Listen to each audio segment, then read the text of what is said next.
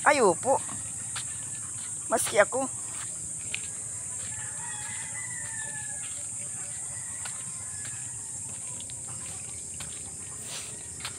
Mahigit hindi na masyadong may tubig dito. Nung punta natin dati. Anong guping baha, no? Oo nga ni po. Mas maganda itong nalipatan na ka, Victor, ngayon. Hindi masyadong maputik. Doon sa ating daanan doon, ano? Gulping putik. Ay, ngayon. Hindi ka doon makapagsapatos. Baon-baon na naman sapatos. Dapat, plastic na sapatos ang suot mo. Pwede ba itong putik sapatos mo? Ay, opo. Ay, Ano yan, yun ang balat? yeah. Ano yan? Ang tingin lang ay balat yan. Kuwan lang yan. Plastic? Oo, pero magandang pagka-plastic niyan. Hindi harat ano? Oo, hindi harata. Saka matibay. Gulping tagal na nito. Ngani. Nasawa na lamang ako kasuot. Dalawa ito ay. Napapalit-palitan ko. Yung mga balat, hindi ko nasuot na teknikal. Pag yung Opo. nababasa-basa. Susuot ko lang yung pag yung mainit. Ay, kasi yung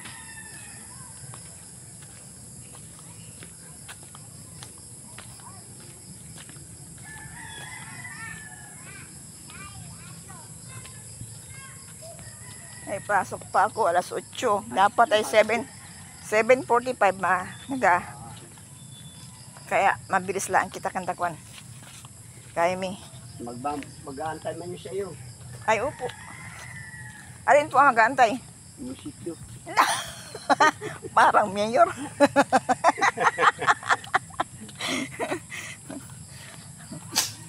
Ako ang mayor. Kahapon pumasok ako, walang tao. Gwardiya lang ang naroon doon. Baha. Tubig. Yan ang tulay. Ginawa ng tulay.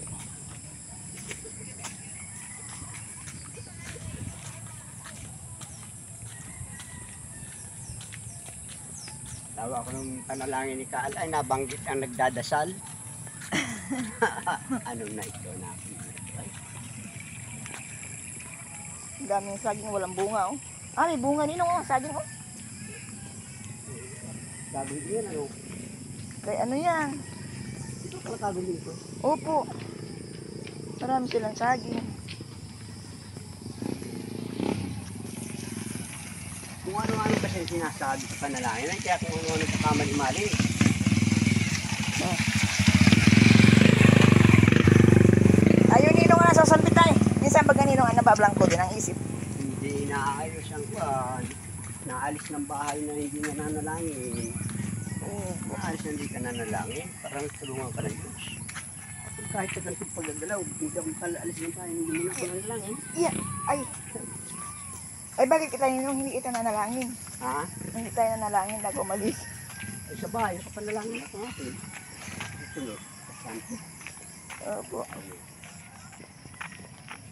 Iba yung pagdanalangin sa kanamang Diyos. Kaya nga ni po. Ang taas pa mo na, kaya mabilis ka ako nanalangin. Hindi ako makalabas ng bahay pag hindi ako nanalangin. Tawag ko niya sa kapilya. Nasama mo dapat ninong sa panalangin ng ating kapilya na matuloy ng magawa. Baka magalit ng Diyos, sabihin makulit tayo. Ay, hindi naman yun masama kung kinangungulit ka at ikaw ay nangangarap laan ng bahay ng Diyos. Nalilimutan ka na.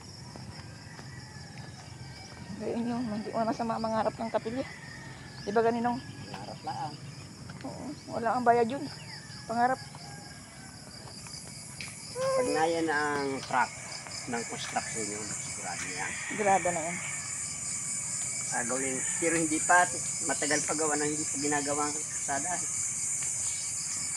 Ang paggawa man muna yun, bago papasukin ang construction.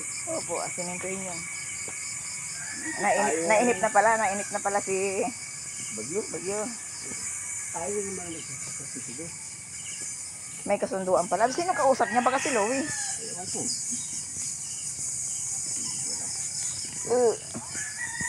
Si Louie ang kausap niya doon.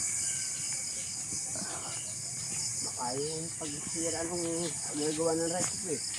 Ay, baka gusto na niyang baka akala niya. Baka akala niya hindi na agamitin. Baka sabihin ng Sinira lang ay tapos Hindi ang pala gamitin. hindi naman pala gagawin. Oo. Ay, Pinakuha naman nila sa kanila ang babayaran pag nagagawa ay nila. baka. Yun ang inisip ko. Baka siguro yun na at siya ay nag-aantay ng abayaran siya. Oo. Kasi hindi mahulit kung walang kukain ay. Opo. Baka. Yun.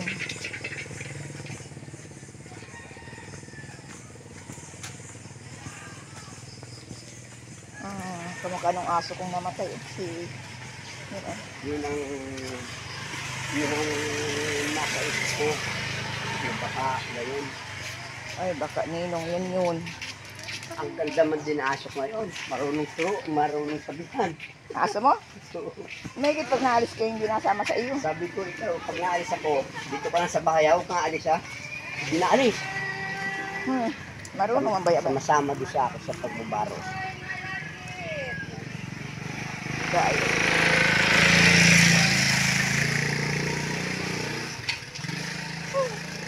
Ang ganda kasi ng balay ko. Palibasa ang lagi kong nililiguan. Gusto kong aso ninong yung ang manipis ang balahibo. Yung balahibo ba yung dikit? Ayoko ng balbon. Oh, yung dikit baga sa yung makinis ang balahibo. Hindi yung aso ko. Yun yung aso kong namatay gayon. Makinis ang balahibo na. Kapag mag-aso ka, Dikit. mapulang ilong. Madaling turuan isip. Opo, gayon si Pansy ko. Aso kong ang si Pansy. Namatay na lang, patanda na. Good, ang bait ng aso mo. Sabi ko, Chay, huwag kang makikialam pag hindi mo Babae. Oo. Ninong pag nag-anak, bigyan mo ko. Oo. Tapos si Chay, huwag kang makikialam na hindi mo pagkain ha. Papalo kita. Nahiga na yun. Dahil minsan may nagbahog ko ng mga manok. Siya napait. Binibigyan ka ng iyo. Binibigyan ka. Yun ang pagkain mo, hindi yan. Sa manok yan. Para bayakan mo sa utak ng tao.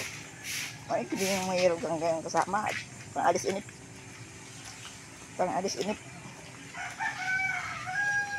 Nakakatawa, tingin yung mga alaga ng hayop ay. Kasi naigib, ibabaya ko si mama.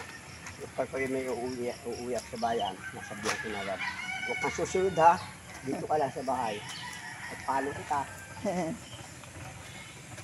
Yun naman, ito yung ano. Opisina yan. Anong ano? Na, ano yun. Diyan kami napunta pag may mga kalamidad.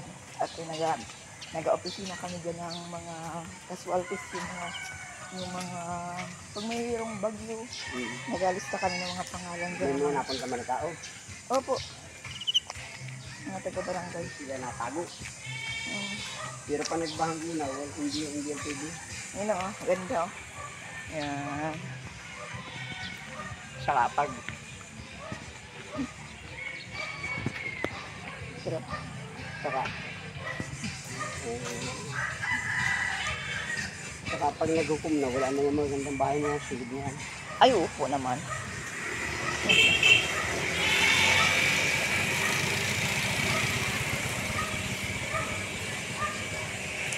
Kaya kung hindi naman maganda na bahay, silid yung biyaan na. Kaya nga ilong, ano? Kaya. Opo. Good morning! Gandang umaga! Morning po. Maayong buntag sa inyo. Sa inyo. Ito na. Mag-asawa.